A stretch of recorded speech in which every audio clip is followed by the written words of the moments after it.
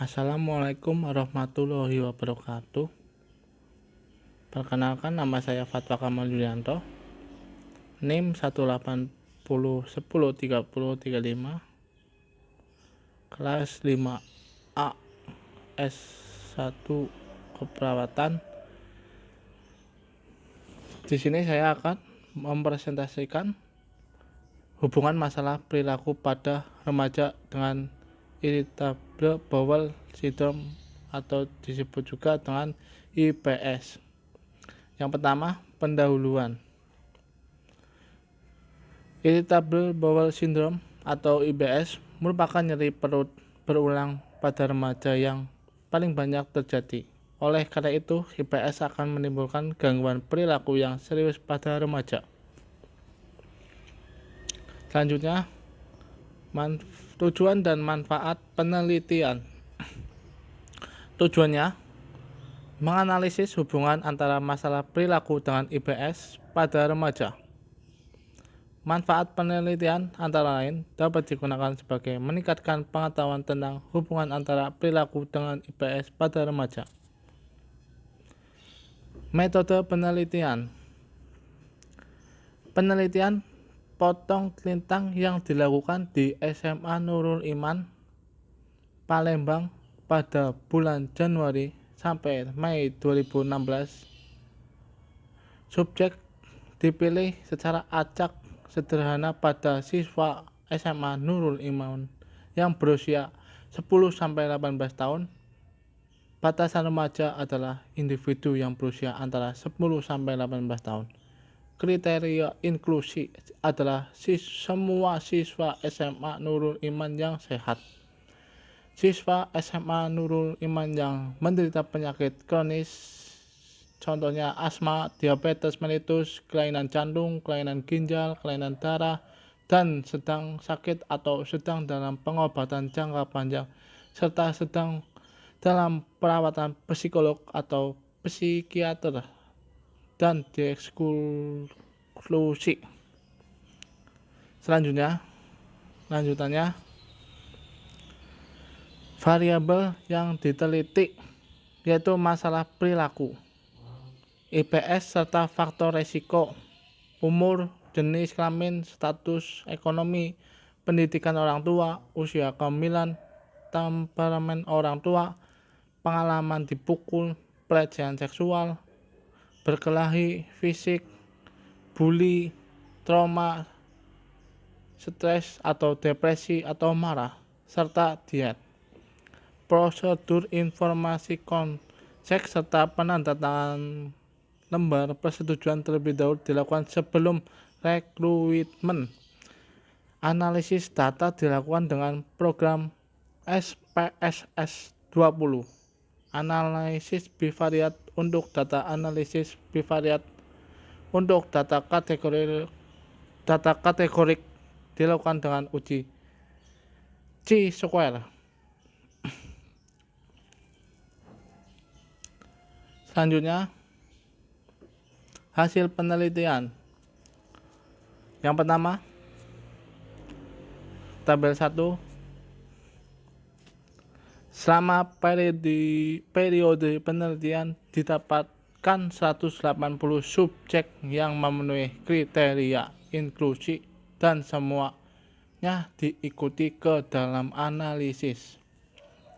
Subjek penelitian terdiri atas 77 lelaki 42,8% dan 103 perempuan di 57,2%. Kelompok usia tertinggi remaja pertengahan atau 14-16 tahun terdapat 131 siswa dengan persentase 72,8%. Dan kelompok terendah remaja akhir atau 17-18 tahun 49 siswa dalam persentase 47,2%.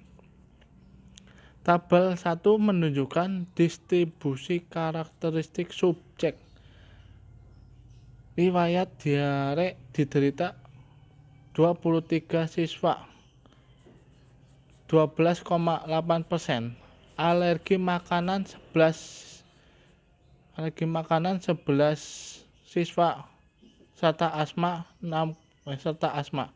dalam persentase 6,1% dan Galikata masing-masing 4 orang dalam presentasi 2,2%.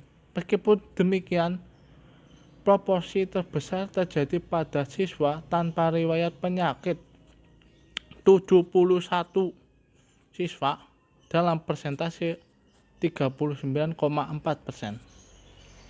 Remaja terdiagnosis selanjutnya tabel 2 distribusi subtipe IBS Rome 3. Remaja terdiagnosis IBS 58 orang dalam persentase 32,2%. Berdasarkan kriteria Rome 3, keluhan terbanyak adalah nyeri perut yang berkurang setelah BAB. Presentasinya adalah 91,4%. Sering tidak masuk sekolah atau menghentikan aktivitas 29,3% dan merupakan keluhan terkecil. Subtipe IBS diare atau IBSD adalah subtipe terbanyak dalam 23/58, diikuti konstipasi IBSK jumlahnya 22/58 dan campuran IBSC yaitu 13/58. Selanjutnya tabel 3 distribusi hasil PSC 17. Di antara 73 subjek yang mengalami masalah perilaku, 52 internalisasi, 5 eksternalisasi, 1 perhatian, serta 15 gabungan dari ketiganya. Berdasarkan analisis bivariat faktor resiko yang diduga penyebab IBS, yaitu dipukul 0,018, dibully 0,05, konsumsi makanan kaleng 0,046, konsumsi teh herbal 0,004, serta pola makan terburu-buru 0,017. Selanjutnya dilakukan regresi logistik dengan metode backward didapatkan faktor resiko IBS.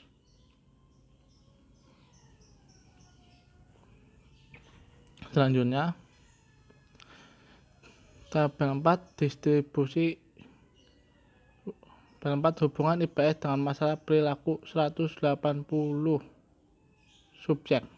Distribusi IBS dengan masalah perilaku tertera pada tabel 4, diantaranya 58 subjek. 34 juga mengalami masalah perilaku dengan presentasi 18,9% dan 24 tidak mengalami masalah perilaku dengan presentasi 13,3%. Sebaliknya 122 subjek penelitian tidak mengalami IBS.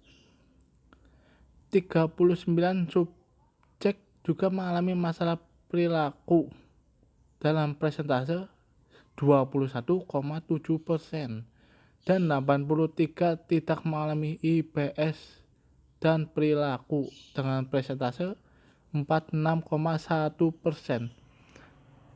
Dengan uji Chi kuadrat ditujukan adanya hubungan yang bermakna antara IBS dengan masalah perilaku. Nilai prevalensi ratio 3,015. Kelompok IBS yang tidak ada masalah perilaku 24. sebagian besar mengalami IBS subtipe konstipasi konstipasi. 12 subjek dalam presentase 19% subjek yang tidak mengalami IBS dengan mengalami masalah perilaku. 39. Selanjutnya IBS diare terbanyak 14,2% dan campuran 4,8%. Sementara kelompok yang tidak IBS dengan mengalami masalah perilaku berturut-turut internalisasi 41,3%, eksternalisasi 6,4%, dan tidak ada yang mengalami masalah perilaku perhatian. Kesimpulannya, dalam jurnal ini, prevalensi IBS remaja dan masalah perilaku remaja di Palembang tinggi. Faktor yang berpengaruh terhadap IBS adalah dibully, konsumsi daging olahan, konsumsi teh, dan makan terburu-buru. Terdapat hubungan yang bermakna antara IBS dengan masalah perilaku. Sekian presentasi dari saya. Terima kasih. Wassalamualaikum warahmatullahi wabarakatuh.